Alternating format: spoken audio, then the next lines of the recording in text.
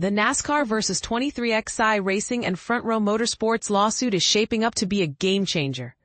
And if it goes to trial, as it appears it will, the consequences could shake up the sport in ways few expected. But here's the twist that could really turn heads. Tyler Reddick might end up leaving 23XI Racing before the December 1st trial even begins. Why? It all boils down to a key clause in Reddick's contract that guarantees him a chartered entry. However, 23XI currently doesn't hold any charters because the lawsuit itself revolves around 23XI and Front Row Motorsports not signing the charter agreement with NASCAR. The courts denied the team's request to be granted chartered status for this season, which means 23XI isn't providing Reddick with the chartered ride he's contractually owed. Let's break down what's been happening recently in this high-stakes legal. Earlier this month, Associated Press reporter Jenna Fryer mentioned on X, formerly Twitter, that Reddick had filed a breach of contract notice against 23XI, though that post was later deleted.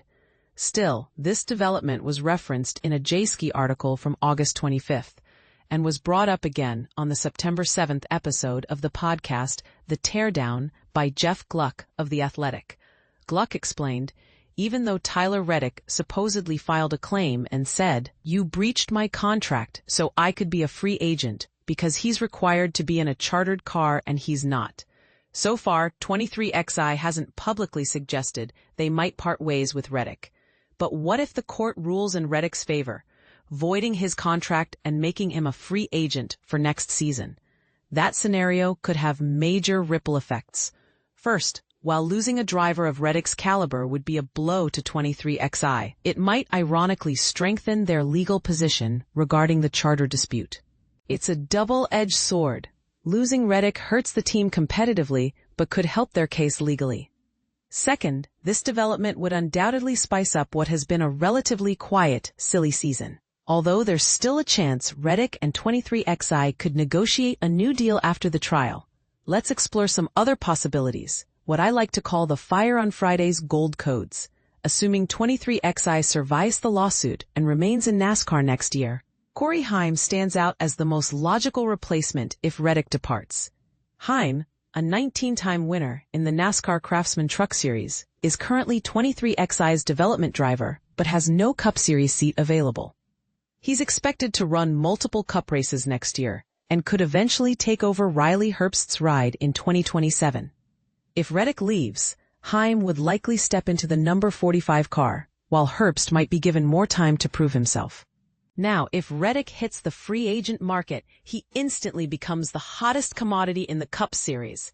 Remember, when his contract with Richard Childress Racing was still active, 23XI had to buy out the final year to sign him. Fast forward 3 years and Reddick has added 5 Cup wins, a regular season championship, and a Championship 4 appearance to his resume. His value has skyrocketed, and teams will be lining up to sign him. A useful comparison is Martin Truex Jr.'s situation when Furniture Row Racing shut down. Gibbs Racing made room for Truex by releasing Daniel Suarez after just 2 seasons.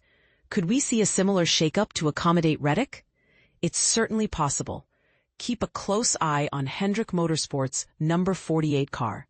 Alex Bowman, the current driver, was recently knocked out of the playoffs and has only 2 wins over the past 4 seasons. Despite injuries and bad luck, results are what matter in this business. Rick Hendrick has a history of replacing drivers with better performers. He once replaced a young Kyle Busch to bring in Dale Earnhardt Jr. Bowman still has 1 year left on his contract, but so did Casey Kane when Hendrick let him go. There was speculation last year that Justin Haley might take over the number 48. But Bowman's win at the Chicago Street Race and solid postseason performance kept him in the seat. Now, a year later, the number 48. 48 teams' results lag behind the other Hendrick cars. Hendrick has shown he's willing to invest heavily to secure top talent, as seen with Earnhardt and Kyle Larson. Could Reddick be next? Reddick's history with Chevrolet and Hendrick makes this reunion logical. He drove Chevrolets for 6 years and won an Xfinity Series championship with Hendrick's JR Motorsports, where he is also a co-owner. But here's where it gets controversial. Toyota might have the first right of refusal. The manufacturer could intervene and place Reddick with another Toyota team, similar to what happened with Truex. If Legacy Motor Club's lawsuit against RFK Racing goes a certain way, Jimmy Johnson's team might have a third charter in 2026. However, even if Legacy adds a third car, it might not be an upgrade for Reddick. While Legacy has improved recently, it still seems a step behind the top contenders week in and week out. The other Toyota option is Gibbs Racing, which already has a full roster of drivers. The only driver not currently contending for a championship is Ty Gibbs, Joe's grandson. There's a chance Ty could be sent back to the Xfinity Series for a year or two, similar to what Stewart-Haas Racing did with Cole Custer. But Gibbs nearly won his first Cup race recently and has shown steady improvement, making a demotion unlikely. Plus, if Reddick joined JGR, he'd be teammates with 23XI co-owner Denny Hamlin. That could create some awkward dynamics in team meetings. Frankly, it's hard to envision Reddick moving to another Toyota team under these circumstances. On the Ford side, Reddick could reunite with Brad Keselowski at RFK Racing. Reddick spent 3 years driving for Brad Keselowski Racing in the Truck Series, so there's history there. However, RFK's 3 cars all missed the playoffs this year, and the team hasn't won a race in 2025, after just 2 wins last season. For the same reasons he might avoid Legacy, Reddick probably wouldn't jump to RFK. That leaves Team Penske, the top Ford team. Penske currently has 3 drivers under contract through next year. The only potential opening might be Austin Cindric, who lacks a Cup championship. Cindric barely made it to the round of 12 this season, but a strong playoff run could secure his spot for 2026. Still, if Reddick becomes available, Roger Penske might make a bold move.